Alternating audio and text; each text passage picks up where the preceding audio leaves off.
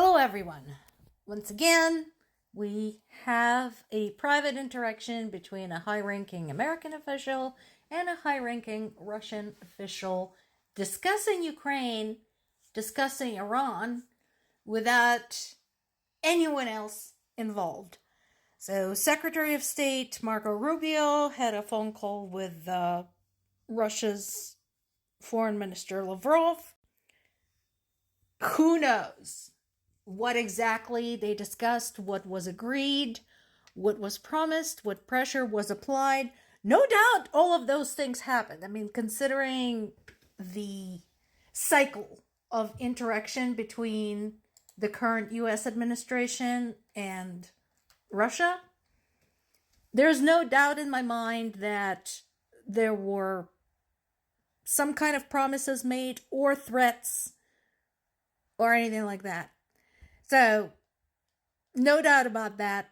But once again, the US keep meddling in these big global events and keeps forgetting that it's not something you can do necessarily without also consulting other people involved. Meanwhile, Russia had caused yet another ecological disaster in Ukraine. In this particular case, there is a forest fire up in the north, and the firefighters can't go and put it out because Russia refuses to guarantee their safety. Again, this has nothing to do with military actions. This has nothing to do with the army. This is just firefighters trying to do their job. But Russia is targeting them with first point view drones. And so they can't get there. They cannot do their job. Right now, as far as we know, the fire had burned almost 6,000 acres. And it is definitely an emergency. Right now, they can't reduce the area affected by the fire, and the only hope is that the forecast changes. And one of the big challenges in Ukraine, and this is part of the climate that we were all very familiar with, those of us who grew up in Ukraine, wind. The wind is common and brutal. So my concern is that this might get worse because of the wind. So again, fingers crossed for some rain because Russia is targeting the firefighters.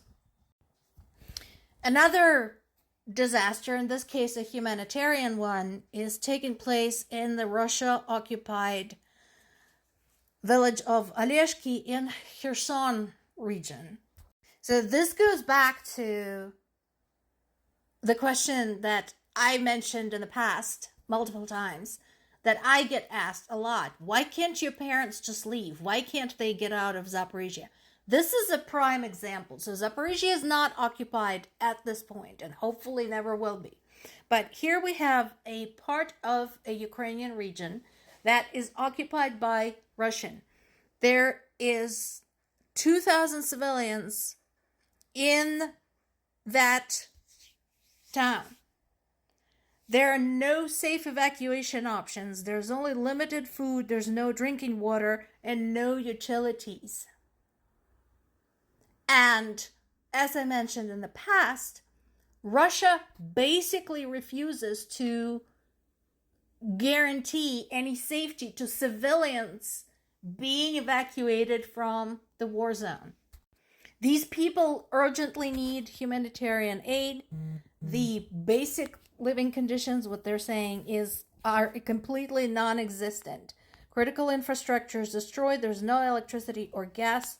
Residents are attempting to buy food or flee in private vehicles, but they're being targeted by Russian drones. Again, this has nothing to do with military. These people just want to get out in one piece. They just don't want to starve to death. But there's no way to get to them, and there's no way to safely get them out, because Russia already said if they see any cars, any buses, or anything, they will target those like they would a military object. Explain to me again how this is okay. In what way does this justify anything? And remember, one of Russia's reasons that Russia had cited for invading Ukraine was to denazify and demilitarize Ukraine. But this is what they're doing to Ukrainian civilians. Yeah, that's a really great way to win hearts and minds of people, whom allegedly you're trying to save. Finally, the big art event in Venice, Biennale, is taking place. I mentioned it briefly last month when there was some controversy as to whether the Russian artists should be allowed to participate. And it didn't end there, because April 30th, just a few days before the festival officially opened, the jury had resigned in protest over Russia's participation.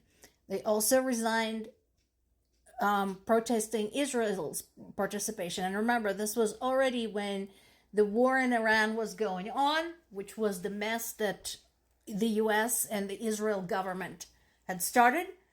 And there was the bombing of Lebanon. So you all know what happened.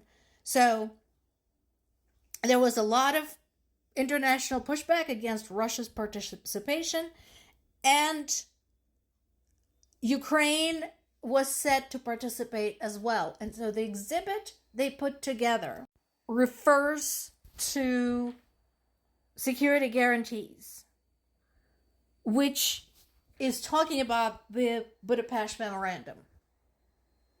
And you'll know, again, what this is all about. In 1994, when nuclear non-proliferation was a big thing, and 3 years after the fall of the Soviet Union, Ukraine had agreed to give up its stockpile, a very large stockpile of nuclear weapons, in exchange for security guarantees from the United States and NATO in case Russia should attack. The guarantees that were not honored. And so, Ukrainian exhibit, the Ukrainian pavilion at Biennale, includes documents, videos, etc. from the recent conflicts and Russia's basically assault on Ukraine's independence, including the annexation of Crimea, including Russia's incursion into the Donetsk-Luhansk region, including the full-scale invasion, and so on and so forth. And it's there for everyone to see. This particular article is in Kyiv Independent. It is a large article. It talks about a lot of things. It talks about the works of art that had to be taken out of the Donetsk region, for example, to save it from Russia's occupation, much like what happened in World War II, when works of art, sculptures, etc. were moved from their locations to save them from the occupying army. And here we are, all these decades later, and it's happening again, and it is allowed to happen again. More to come.